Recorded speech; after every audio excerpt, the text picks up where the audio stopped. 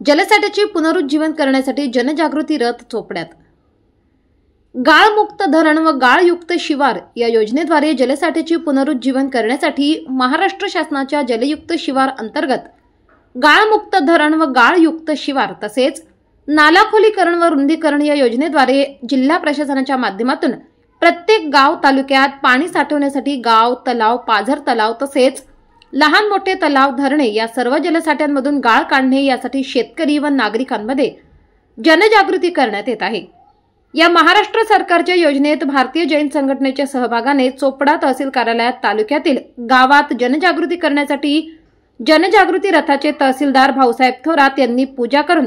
झेंडा दाखविला। यावेळी तालुका कृषी अधिकारी दीपक साळुंके तसेच पंचायत समितीचे कृषी अधिकारी, भारतीय जैन संघटनेचे पदाधिकारी उपस्थित होते।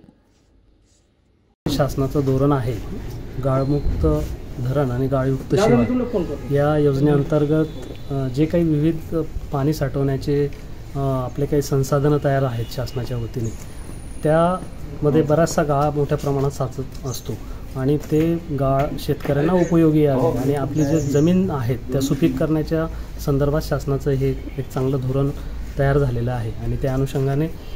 मी भारतीय जैन संघटनेचे देखील आभार व्यक्त करतो की त्यांनी या संदर्भात प्रचार प्रसिद्धी करण्यासाठी आणि लोकांमध्ये जागृती निर्माण करण्यासाठी हा एक चांगला उपक्रम सुरू केलेला आहे। तर या निमित्ताने मी आपल्या तालुक्यातील सर्व शेतकऱ्यांना आवाहन करू इच्छितो की जिथे जिथे आपल्याला एक गाळ काढून आपल्या त्या धरणांचं किंवा तलावांचं आपल्याला कॅपॅसिटी बिल्डअप करता येईल आणि